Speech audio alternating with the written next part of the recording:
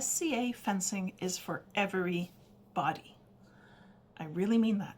Everybody. I personally have been enjoying SCA fencing for a very long time, from being a young, svelte, very athletic, super fit person through being, rounder, older, more broken. I've had many surgeries that I've had to recover from, and people always say to me, wow, you bounce back so well, which is true. But part of why they say that, why they think that, is because I go back out there while I'm still in physical therapy from the different musculoskeletal surgery that I've had. And I've had more than a dozen of them, with the full blessing of my doctors, with the full blessing of my physical therapists, because there's still something my body can do. Because SCA fencing is for everybody. So this video can apply to the new person who's maybe a little bit concerned about, oh, I'm not as fit, or I have this physical limitation. But for you, the newcomer, honestly, see the other video. Show up with enthusiasm. That's what you really need. This video is more perhaps for the people who are teaching, especially the older people who maybe learned themselves in a more rigid way. I'm here to explain how you can break down SCA fencing so that it can apply to people of all sorts of physical abilities, be it because that's their innate physical ability, or it's a transient because they are currently recovering from some injury. Okay. First of all, why am I so sure that SCA fencing is for everybody? All right, well, modern fencing, there's only 3 swords, very, very conscripted in length and weight, etc. And you fence in a straight line. So that tends to favor one particular body type.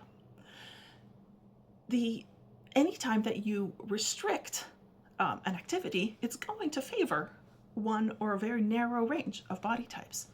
In SCA fencing, we fence with all sorts of different weapons, and we fence in the round. So that already starts to open the field more. But also look at it from a historical point of view. In history, in say the 15th, 16th century, if you were growing up in a particular area, you were kind of limited in what type of sword fighting, what type of fencing you could do, because there was generally a style of weapon, maybe 2 styles of weapon that were, all the rage at that time. And there was, if you were lucky, a fencing school locally. If you were super lucky, 2 fencing schools locally. And that was it. But those people also had a lot of time to learn fencing, a lot more than we do. Most of us don't start until we're much older than people would have started in actual period. But today, we have the wealth of knowledge of all the different schools that we know about. And as you can see from even the manuals, when they're showing the pictures of their fencers, there's all sorts of different body types. Any one master might have pictures of a particular body type, but if you really look at them, they're really all quite different. And so even from a historical point of view, today we have the benefit of a lot of different schools to choose from, and there's going to be one that will work for any body. And also in the SCA, we don't have to limit ourselves specifically historically to any one Master 1 manual. We can incorporate bits and pieces from multiple. So once again, SCA fencing is for everybody, and even doing it properly in a period style can work for any body. And how do we figure that out? How do we teach someone who maybe has a physical limitation that won't allow them to do something in what you consider the ideal way, or sometimes even perhaps you might consider it the only way to do something? Well, let me challenge you to this, because this entire video I really could have boiled down to one short question. which is, what's the point? What is the point of what you are trying to do? A lot of us of a certain age, for example, we were taught that proper footwork is with your feet 90 degrees apart from each other, your front foot facing your opponent, and either that front heel in line with the back heel or the front heel in line with the middle of the back foot. Okay, but not everyone can turn their hips out that far. Or perhaps someone has 20 years of experience in another martial discipline where they didn't have to put their feet at 90 degrees, and that just feels awful for them, and they're going to keep perhaps bringing their feet away from 90 degrees, and maybe it's just not worth reteaching them. Or is it? Well, the point of the footwork that you were taught, the point of any footwork that we're doing in fencing, is to keep a stable base so that we don't fall over, and also allow us to move in any direction, forward, backward, left, or right. In that case, is there a different way? Would feet, perhaps not at 90 degrees to each other, still enable that movement? The answer is yes, especially people who have been doing a different type of martial art, maybe a different type of sword fighting for a long time, and have a different type of footwork. Trust them. Trust that they can move forward, backward, side to side. Watch them. Make sure that they are perhaps picking up their feet enough so that they don't fall over if they're on grass, right? Because what's the point? The point is being stable, being able to move, and being able to move safely, even if we're on grass and not just in a gym. There are still some biomechanics that we cannot overcome.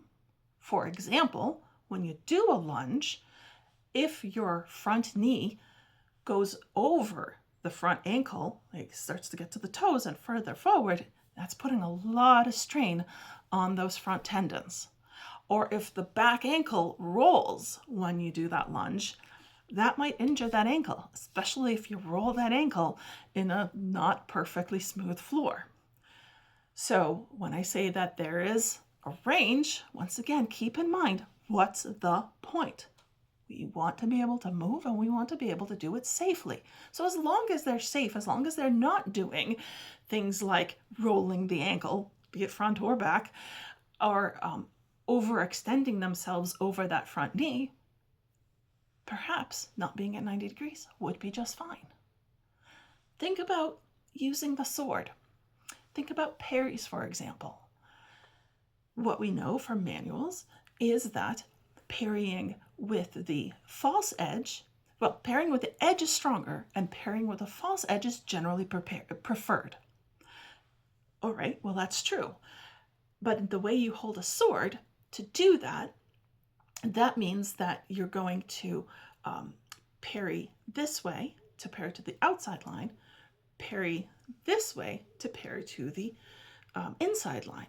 But maybe someone can't do that. They can't turn their wrist all the way over.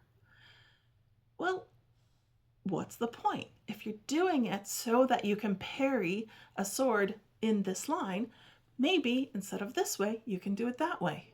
Or maybe you give up parrying with the edge and parry with the flat, because let's face it, parrying with the flat will get you most of the way there. It's not as secure as parrying with the edge, but it's still pretty secure.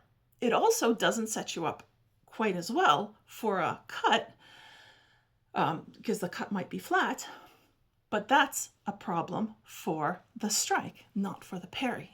The parry will work just as well with the true edge and nearly as well with the flat. And so perhaps you don't need your student to be able to get to that position in all sorts of hand orientations. If they can only do one, well, that's great. They have a way of parrying that specific line. So SCA fencing is for everybody. Distill the lesson down to what's the point, and see if you can help your student achieve the point using what abilities they have. Good luck.